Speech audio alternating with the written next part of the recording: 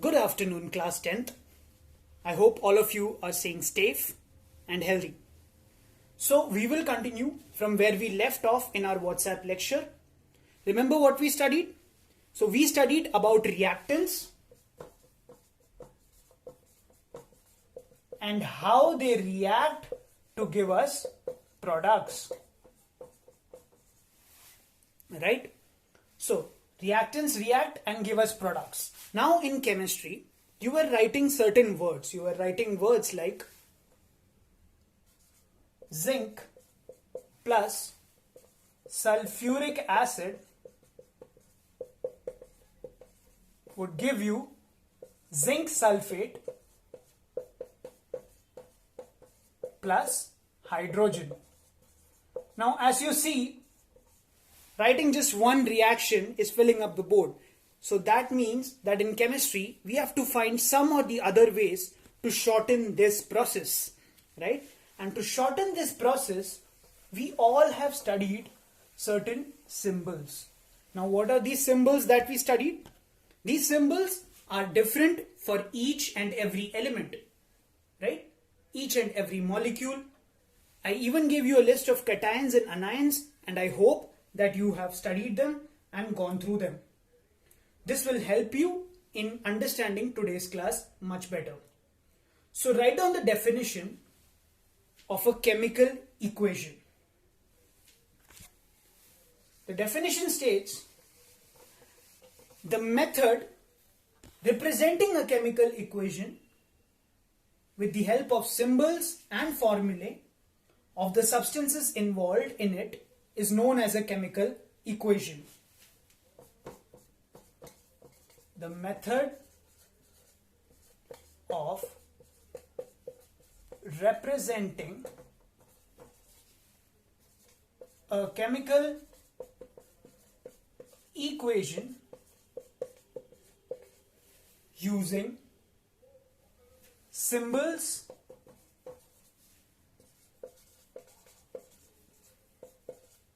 and formulae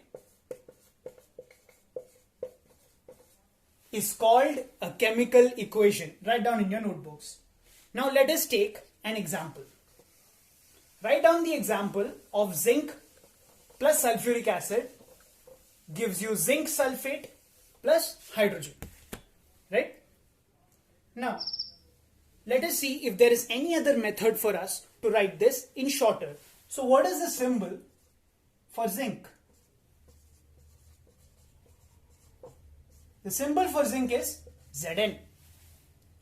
What else did we use? Sulfuric acid?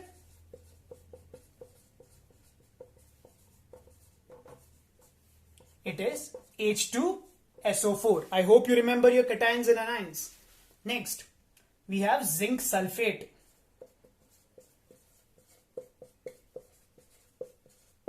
That is ZnSO4.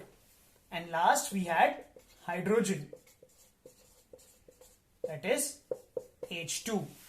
Now we will combine all of these to write it into a simple equation that gives you zinc plus H2SO4 gives ZnSO4 plus H2. So as you can see, the reactants are always on the left hand side and the products are always on the right hand side. Okay? And this arrow mark represents that the chemical reaction has taken place and all the reactants have been converted into products. Okay? Moving forward, since you have now understood what a chemical equation is, we have to learn that there are two types of chemical equations. Write down.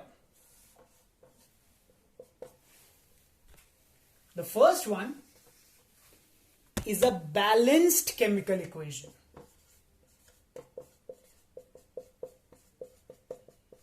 And the second one is an unbalanced chemical equation. Here, I want you to take a pause and try to remember what was the law of conservation of mass that you studied in class 9th. You studied that matter can neither be created nor be destroyed. Yes? Law of conservation of mass. That is, whatever and however much the reactants react, they are at some point converted back into their products. So, no new matter is created and no new matter is destroyed. Okay? Never that happens. So, always a chemical equation has to be balanced. So, what are we talking about? Let's take our example, the equation that we did. Zn plus H2SO4 gives ZnSO4 plus H2. Okay? So now let us look at it. I hope you have written. So, how many zinc atoms are there? Let us look at it objectively. Okay? On your left hand side, zinc atoms 1. Hydrogen atoms 2. H2. Your sulfur atoms 1. And your oxygen atoms 4. Are you with me till now? Okay, good. Now let's come to your right hand side. Zinc atoms here also 1. Then your sulfur atoms 1. Oxygen atoms 4, O4, and H2 hydrogen is 2. You see, all of them are equal in number. This means that this equation is balanced. Write this equation for your example and write these.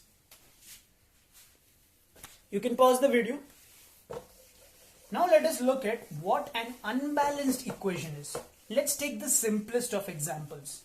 The formation of water. All of you have heard of it? So water has hydrogen and it has oxygen.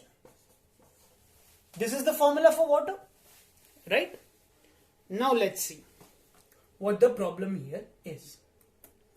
On the left hand side, you have hydrogen 2, oxygen 2. So far so good. Now in H2O, on the right hand side you have 2 hydrogen, but you only have 1 oxygen. So now this is not possible. Even though your equation is showing this is not possible. Why?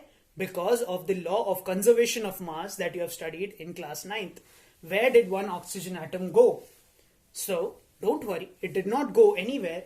It's just that it did not react in the ratio of 1 molecule, 1 molecule and 1 molecule.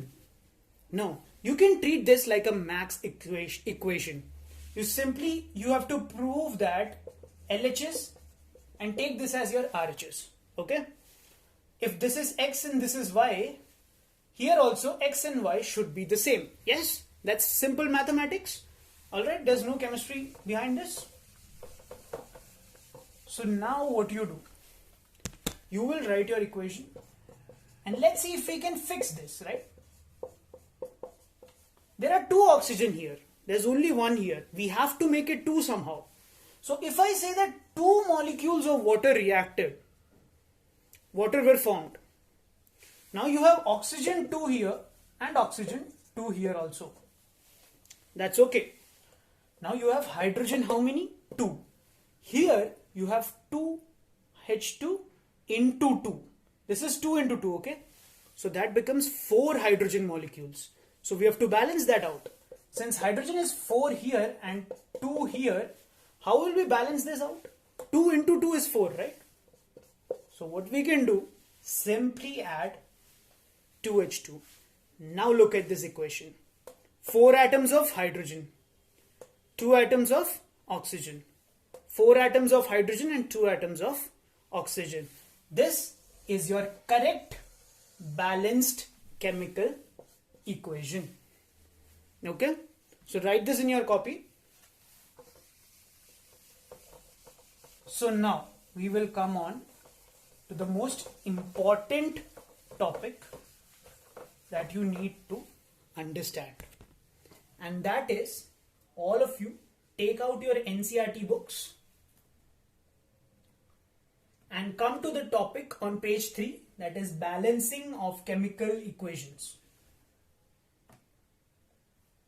Now, you have to write down the steps step by step from the NCERT. I will be explaining to you the steps and you will be writing those steps step by step in your copy. Alright? Is everyone with me? Okay, so I'll give you a second. Take out your books. Let us understand this step by step using the same example given to you by the NCERT book. Okay? So, the example given to you is Fe plus H2O gives Fe3O4 plus H2. Now the first step that the book tells you is that you have to draw boxes around each of these molecules.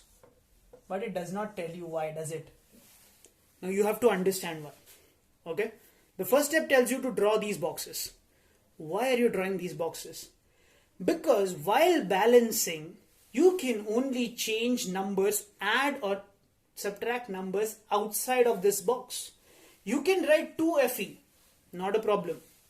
You can write 3Fe, not a problem. But if you write H2O 2 here, then this is wrong. You have now changed your reactant from water to hydrogen peroxide. And that is why you cannot change any number inside the box. What it means to say is that you cannot add or change these numbers that you see right here. Okay? You cannot change these numbers. H2O should be H2O because if you put H2O2, then that means you have changed the structure of water. You have now drawn the structure of a peroxide, which is not your reactant. These won't be your products. Everything will go wrong. Okay? Then the whole meaning of chemistry will change. And that is why we can change the number of molecules. We can change the amount of reactants. So if you're changing numbers here, that means you have taken double the amount of Fe. That's it. But you have taken iron only. Do you see my point? Okay. I hope you understood that. If you still have doubts, you can ask me in class. Okay. Let us try and balance these. So first of all, we put our boxes. Now, your second step, you will make your two columns neatly and you will take each element. So first we will take Fe. On the left hand side there is 1 Fe. On the right hand side there are 3. Again, next element we'll take hydrogen. On the left hand side we have 2. On the right hand side we have 2. So far so good. Next we have oxygen. Left hand side we have 1 and on the right hand side we have 4. So now you can see Fe and O are not balanced. So we have some work to do. It looks complicated, right? It looks a bit difficult to solve. So here's a trick. That is your step 3. Read your step 3. It says that you should start balancing with the largest atom. I will give you an even simpler method. Take the largest molecule and the one with the most oxygen atoms. Have both these things in mind. Always start with balancing the oxygens. Okay? Now let's see. You have 4 oxygen here. You have 1 oxygen here. Make it 4. So what do? You simply write 4H2. Okay? Now your oxygen is well and balanced. Next step. What else is next? You have, when you changed your oxygen here, you changed the number of hydrogen too. On the left hand side. Now you have 8 hydrogen. Here you have 2. 2 into what is 8? 4. See, this is simple mathematics, right? Easy. This becomes 4H2. Now last but not the least, what's remaining? Fe. There's 1 Fe here and there is 3 Fe here. You have to make this 3. Look at your final equation. 3 Fe plus 4H2O gives Fe3O4 plus 4H2. Now the numbers have been balanced. This was your step 5 and step 6. You finally balanced the equation in its numbers. Now we'll come to step 7. Very important step, and I want to explain this step correctly. So let's make sure you understand this step, all of you. Step 7 says, one of the most important things in chemistry is write the states in which your element or molecule is existing in. It means that when you write Fe, that is iron, in its pure metallic state, it was 3Fe, that is a solid. So you will mention solid plus H2. Your H2, it was 4H2, that's a liquid. And that was giving you Fe3O4. Now this is again a solid plus hydrogen. All of you know it's a gas.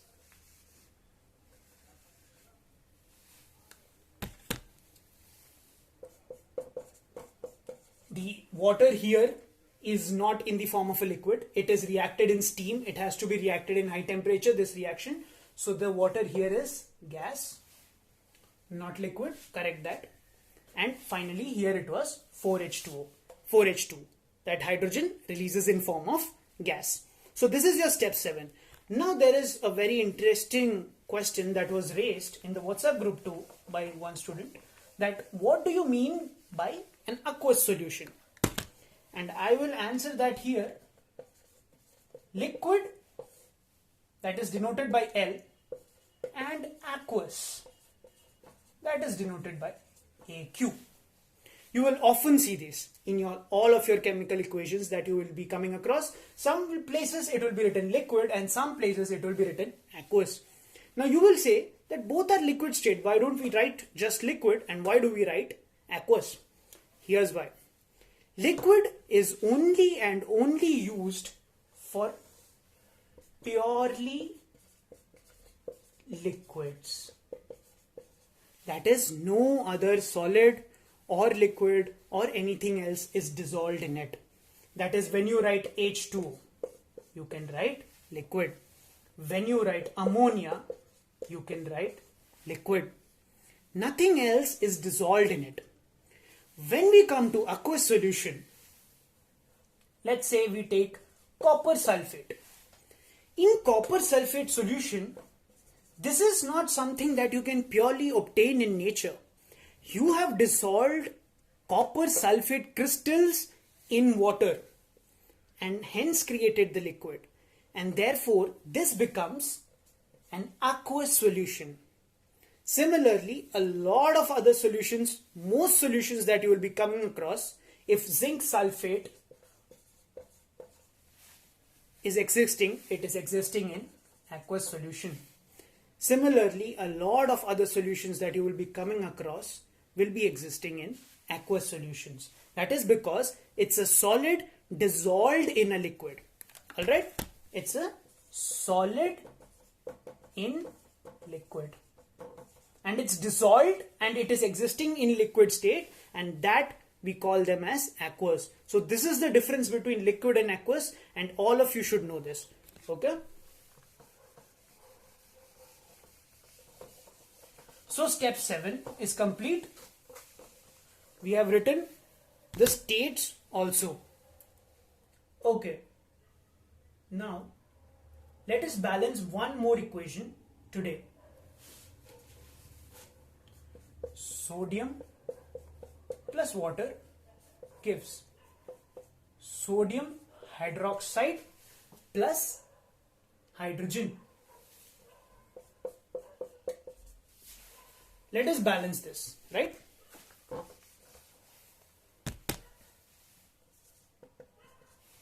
Okay, so first step,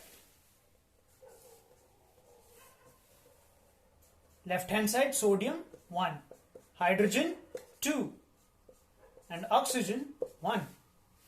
Let's come to the right hand side. Sodium is 1. Make a neat and clean table, all of you, okay? Oxygen is 1. Hydrogen, is it only 2?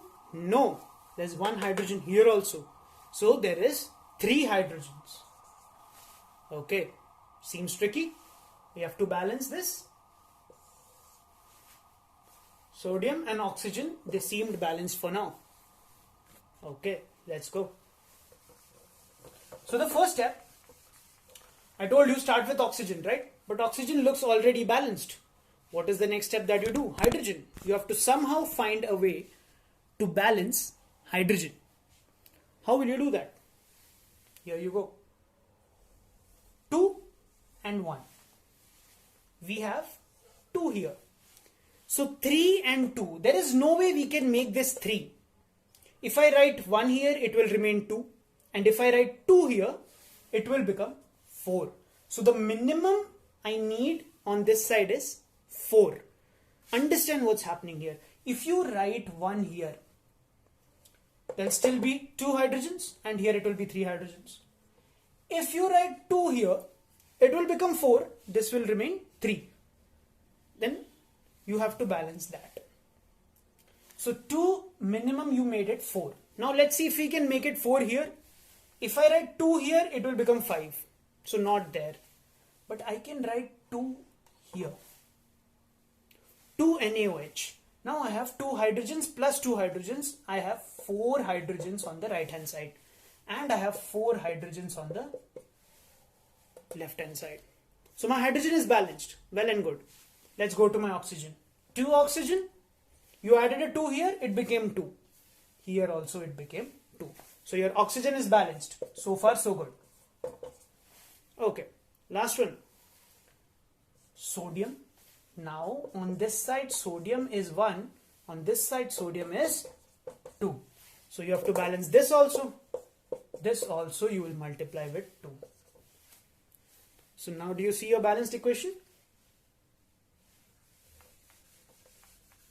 Your final balanced equation becomes 2Na plus 2H2O gives 2NaOH plus H2. Now can you guess the states of these? Sodium, it's a metal, so it will be solid. H2O, in this case, it is a liquid. Sodium metal reacting with water. Now it gave you NaOH. That is a base. That is it aqueous or is it a liquid? NaOH. Think about it. NaOH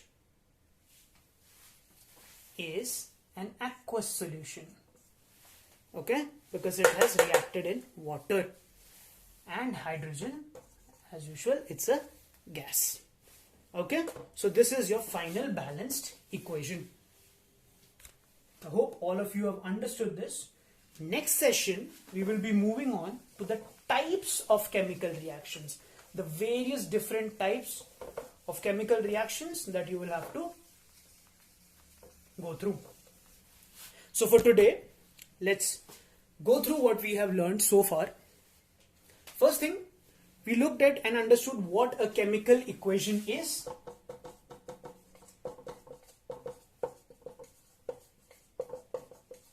When we represent a chemical reaction using their symbols, the reactants, we use the symbol and we get the product. This is a chemical equation denoted by an arrow mark. On the left hand side, always the reactants, and on the right hand side, always the products. Then we learned how to balance an equation. Step by step, we learned the balancing. How to balance. First, you try with the oxygen. Go with the largest molecule. Then keep on trying balancing like you are solving a mathematical equation. You have to prove LHS is equal to RHS. Okay? And then finally, you will also mention what states they were existing in: solid, liquid, aqueous, and gas. 4 states. Okay, don't get me wrong, there are only 3 states of matter, but these 2 we use in chemistry to distinguish between pure and a mixture. Okay, a mixture is aqueous and the pure liquid is denoted by air. That's it. That's the only thing that these 2 terms differentiate between. So I'll be giving you some homework. So as a homework, you have to balance the following equations. I will be giving you full names of the compounds. If you don't know your cations and anions, look it up and then solve them. If you know them, try to do it without looking at them first, but do not get them wrong. Okay? Get them correct and we will check it in class. First question. Hydrogen plus chlorine gives hydrogen chloride.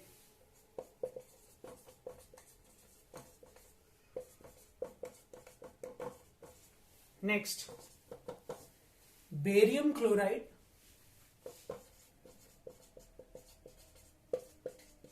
plus aluminium sulfate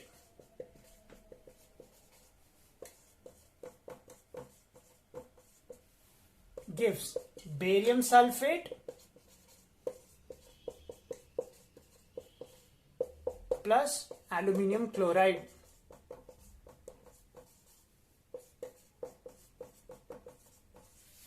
Pause it if you want to take these down, and then next I'll write the third one.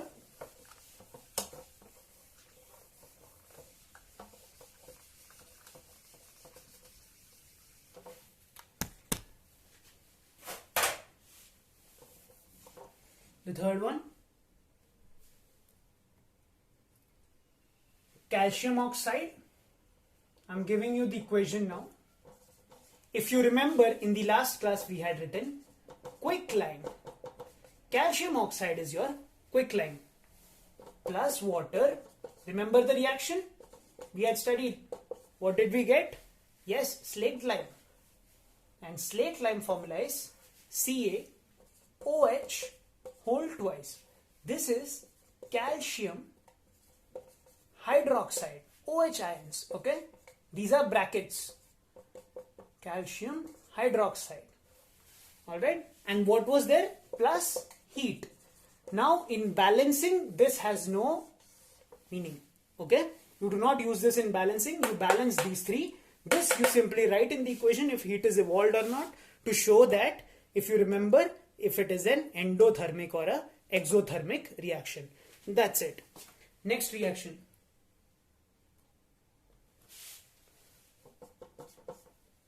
Carbon plus oxygen. Very simple reaction. Gives carbon dioxide.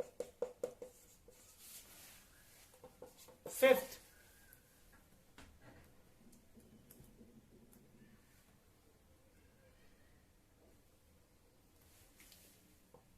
FeSO4. I'm giving you the chemical symbol for this. FeSO4 on heating. If I write anything above the arrow mark, that means that I'm heating this. Okay? Simply if I'm cooling it, I'll write cooled. Like that. So I will get Fe2O3 plus SO2 plus SO3. Try and balance this. This is a good question. This is gas. This is also gas. This is a solid. And this is a solid. Okay. So try balancing these 5 chemical equations as your homework. So go through them. Practice well. Again, I'm saying you should know your cations and anions really well. To do this chapter and to do your subsequent chapters, make sure you master the art of balancing. More and more reactions since we will come across, then we'll keep on balancing the further reactions. Alright, so for today we'll end our class here. Thank you. Stay safe, stay healthy. Bye.